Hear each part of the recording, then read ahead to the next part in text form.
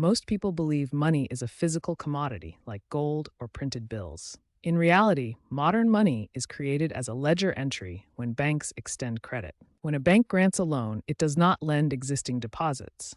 Instead, the bank creates a new asset, the loan, and a matching liability, the new deposit, out of nothing. This creates more money in the system than was initially deposited. Consequently, our entire economy relies on the constant generation of debt to sustain the money supply. Fractional reserve banking is the bedrock of modern finance.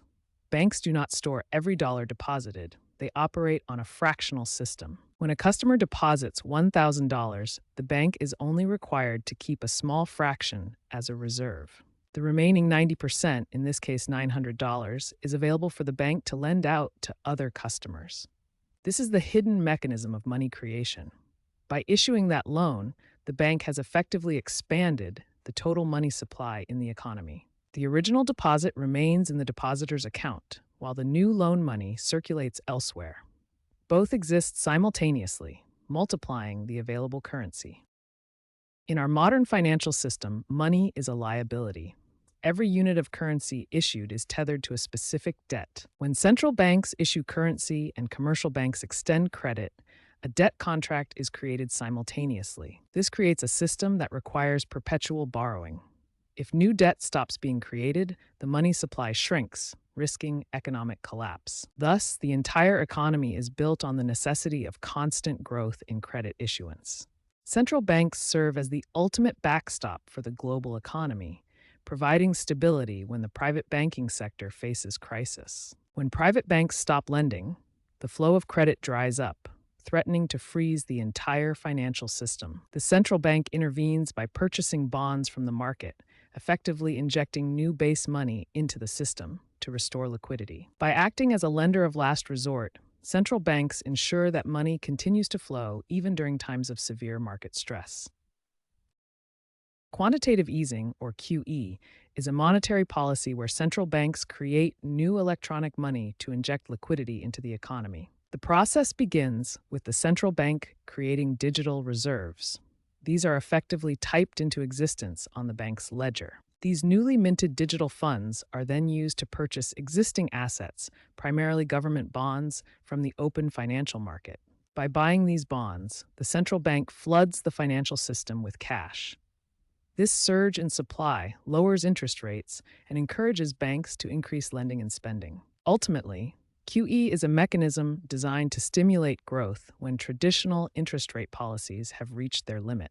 Seigniorage is the profit made by a central authority from issuing currency. It is historically defined as the difference between the face value of money and the actual cost to produce it. Traditionally, this meant minting coins where the metal cost less than the coin's value. However, in our modern digital age, the cost of creating money has plummeted to nearly zero. Today, central authorities gain immense purchasing power simply by updating figures in a digital ledger, making the process of creating money effectively free for the issuer. By 2026, the global financial landscape has fundamentally changed. We are witnessing a historic decoupling of money from its physical form. Physical cash, once the bedrock of transaction, is rapidly being replaced by centralized digital ledgers. Money now exists primarily as entries in a database. This infrastructure makes the creation, movement, and tracking of money entirely digital. The process of issuing currency has become faster, invisible, and increasingly automated. Ultimately, money has transitioned into programmable code, a shift that reshapes the mechanics of global finance forever. Central bank digital currencies represent the next major evolution in monetary systems. They shift money from physical notes issued by commercial banks into purely digital code. Unlike traditional systems, CBDCs allow central banks to issue money directly to the public. This removes the commercial bank intermediary. Because CBDCs are programmable, central banks can control not just how much money exists, but precisely how and where that money is used within the economy. The velocity of money measures how quickly currency changes hands in an economy. It is essentially the heartbeat of financial activity. When velocity is high, money flows through the real economy, fueling production, wages, and services. However, we often see money supply growing while velocity remains stagnant. This suggests capital is getting trapped in financial markets.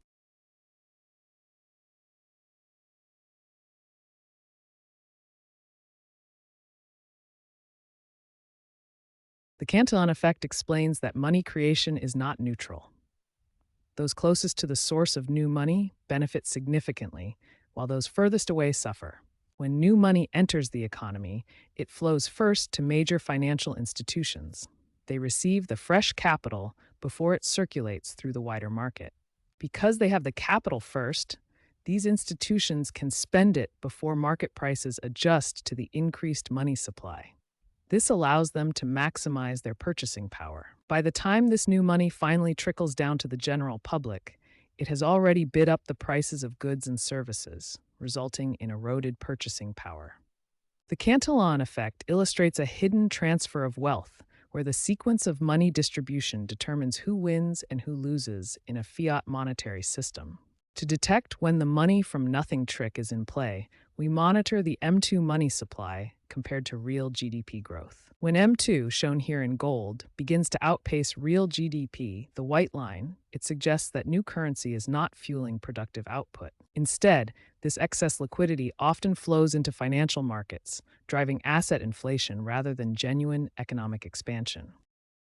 Japanification describes a unique economic state where a nation sustains high levels of debt by having its own central bank absorb that debt. The cycle is self-sustaining.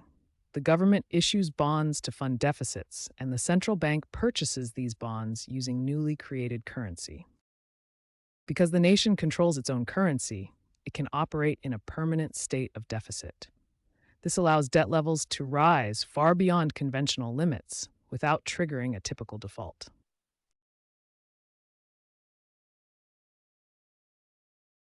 The modern global economy has long relied on a USD-centric payment model.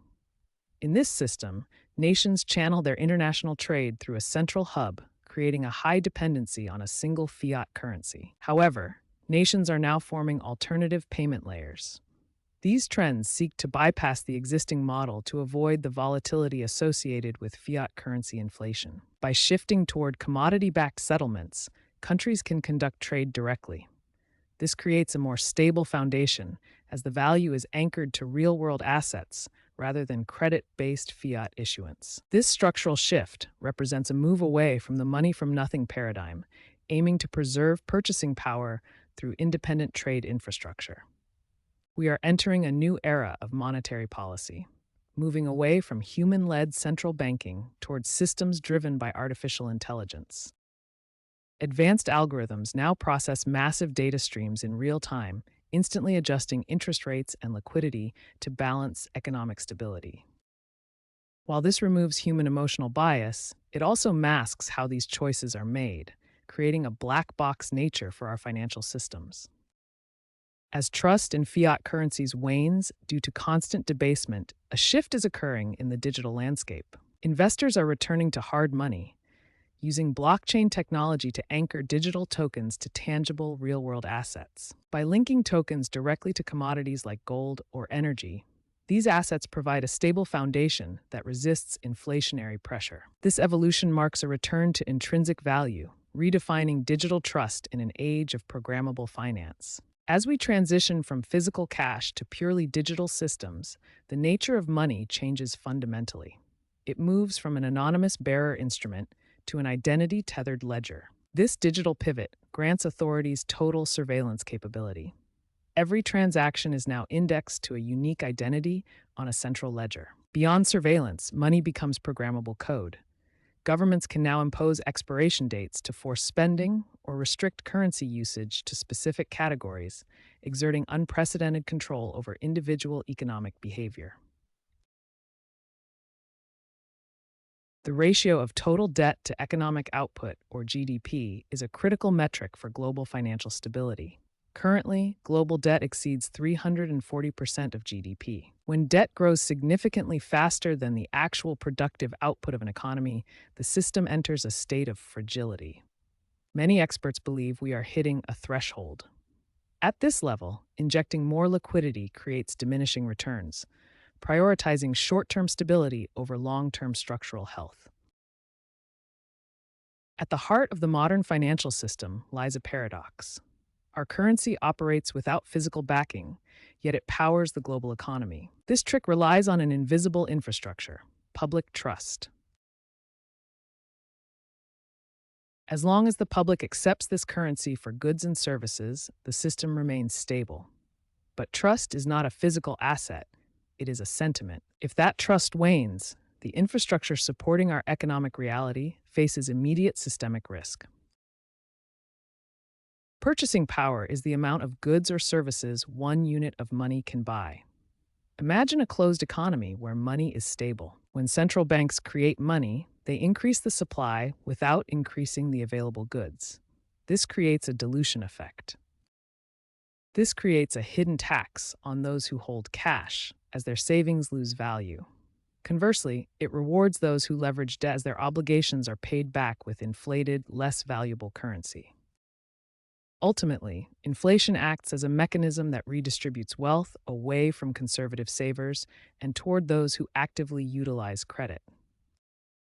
To understand the influx of new money into the global economy, we must monitor the front lines: central bank balance sheets and the M2 money supply.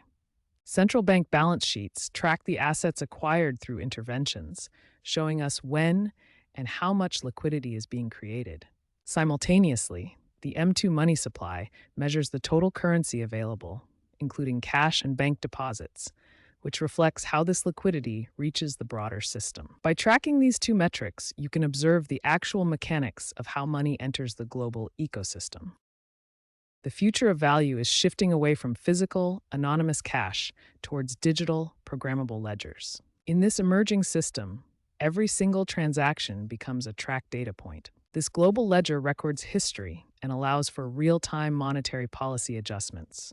We are moving into a world where value is no longer independent of its history. It is a permanent part of the global ledger. Money from nothing isn't a secret conspiracy. It is the operational reality of our global economy. Understanding this system is essential for navigating the risks of inflation, digital currency shifts, and modern financial surveillance. By recognizing these mechanics, you are better equipped to understand the future of value and the changing nature of money itself.